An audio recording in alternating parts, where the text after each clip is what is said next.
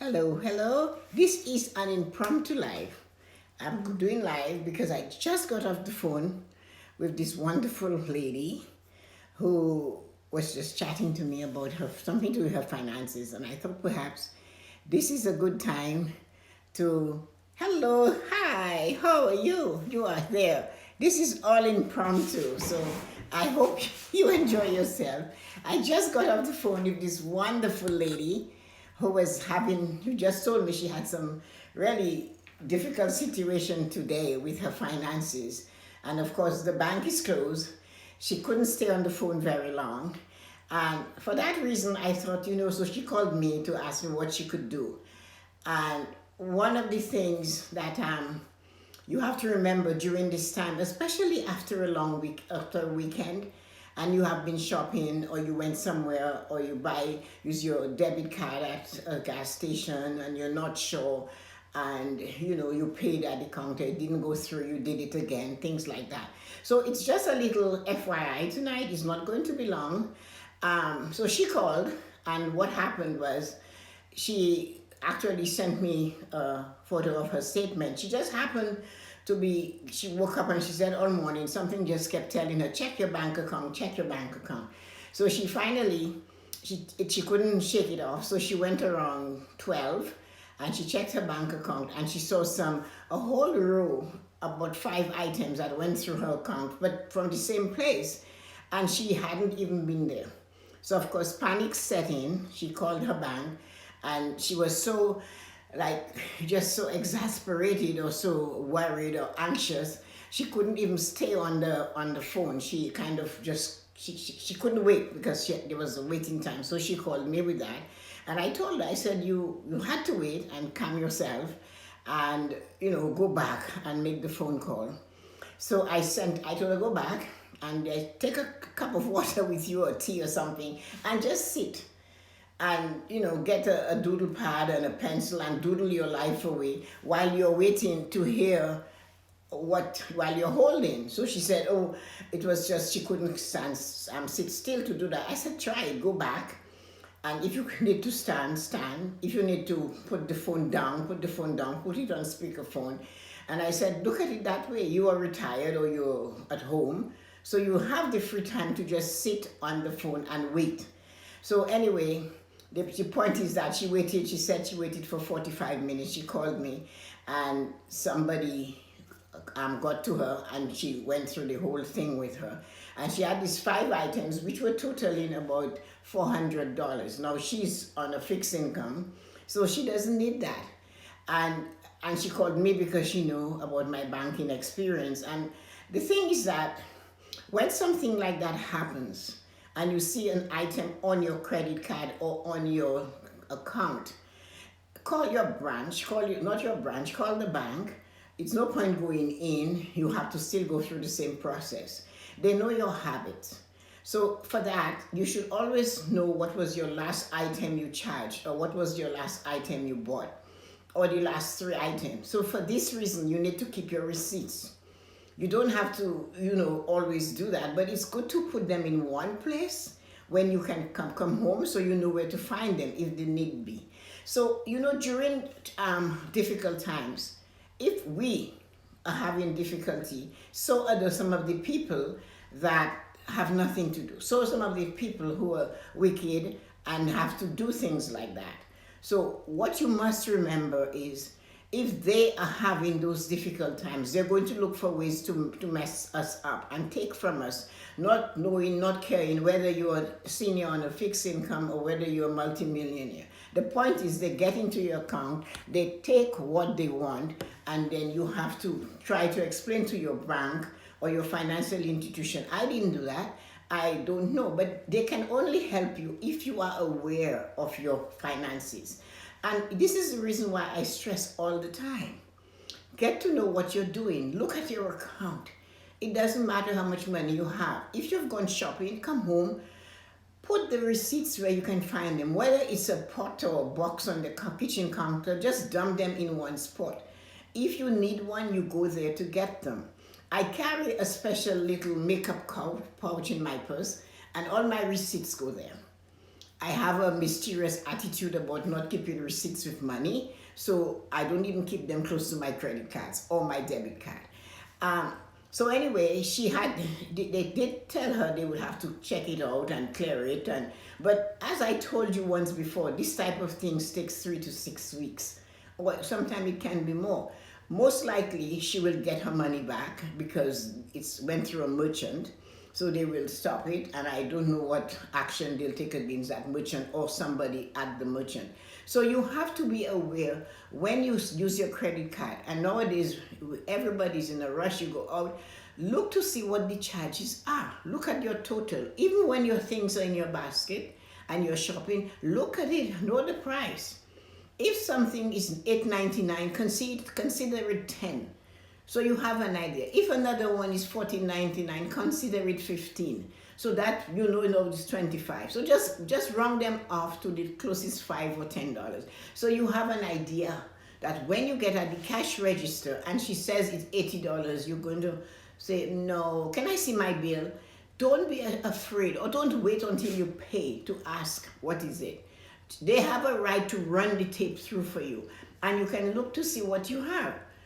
So be aware, it's alert. Your money is your business. It doesn't belong to anybody else, and you're supposed to take care of it. So she did stay on the phone for, she said, 45 minutes. They took the information. She felt a little better because she hadn't made any of those transactions. But she went to a small store and she used her debit card in a machine there to take money off. Now, these machines are not always filled by a bank. It's the people in the store in some instances that fill them themselves. So sometimes you can get a counterfeit money if you take money, or sometimes your machine can be copied, your card can be copied while it's in the machine. Then you get this transaction. I had one lady who shopped for lunch, went to lunch at a well-known restaurant, and then her credit card statement came up, and when she came to the bank, she had another meal charge in Montreal, like 5 minutes after hers went through. So naturally, that gives us an idea. She couldn't be in Toronto, and 5 minutes later charging a bill in Montreal. So we found that out. So you have to remember, the thieves themselves are not very smart. They don't think, or they're so greedy, or whatever the reasons are for doing it, which is wrong. They don't even think of that. Come on, and don't you see they're going to find it? So anyway, this is just my little bit of stuff for tonight. Just be aware, today is Monday. Those of you who haven't looked at your account and you went to a store and shopped because of COVID and all of these things, check your accounts tonight. Look at your transaction. Look at your credit card. Look at the pending transactions. There's always something that has to be posted and not yet posted, and it's called a pending transaction. Check it out. Check it against your receipt. Look at the amount. How much was it? And once you find that, then you can say, okay, good. But it's no point not to do it and then wait later and have to prove you were the one who you didn't do this, or you went there but you didn't charge that. So if you have your receipt, like she was able to rumble her little receipt, and I told her she had to take a photocopy of it and send it to the people wherever they asked her to send it to. So tonight, give yourself 5 minutes. It does not take 10 hours to look at your accounts. Check them out. If you do online banking, check it out. See what it is. Look at your credit card statement. Go in there and see when last you made a purchase. Look at your debit card. See how many debit items you have done, because we are not using cash very much now. It's all debit. So check it and check the totals. Look at it and be sure, because it's out there. It's happening. And even tonight on the news, while I was getting this ready, I heard somebody went and tried to rent an apartment, and it was an Airbnb, and he lost $2,500. So they are out there, and you have to be concerned. If you're thinking of renting a cottage, there's tons of cottage frauds happening, and they're starting now. They're telling you now is the time to book it. But go to a reputable firm. Try a real estate agent instead. Go to a real estate agent. Call one that you know, or ask for a reference in a cottage country if your real estate agent is in the city. So they can reference you to somebody. But be aware of your finances. It is not worth the aggravation or the stress because you forgot to pay attention to your money. Money, if we were to take a bag and load it down and keep it in one spot, the money itself would not walk away and do anything bad. It takes a human being to come or an animal to tear it apart, and the animal would just scatter it. So take care of your money. You leave it unattended, you're leaving it open for things to happen to it. So be aware and check your account. Look at it. Don't let your accounts go dormant. If you have an account and you're not using it, do something about it. Because if it's a dormant account, your money is just sitting there doing nothing. So sending you light and joy on this evening. I was not going to do another live tonight because I did 3 lives and I lost one. Today, I had the most amazing live with Tony from Feel Fully Alive Again. And then I did one with Belinda, and our Wi-Fi went at the end, just as I was downloading it. So it downloaded to Timbuktu. I haven't got it. So there isn't anything I can do about that. But I did this one. So I had the Morning Blessing, the one with Tony, one with Belinda from Rocket Employment. And it was such a good one. It was really good, where she worked on resumes and how she behaved. I actually complimented her because you guys know I hear words. And I see words, I don't see actions, I don't see pictures. I see words I create I see pictures only after I've created, seen the word. And when she was talking to me about her company she founded, represents some firms as their HR. So she interviews and makes the choices. So in speaking, I can't remember the question I asked her. And I said to her, she said to me, oh yes, she said, they're still hiring. People are still hiring, even during COVID. And she was so animated with that. And she said, yes, they're still hiring. And she said, we are still hiring.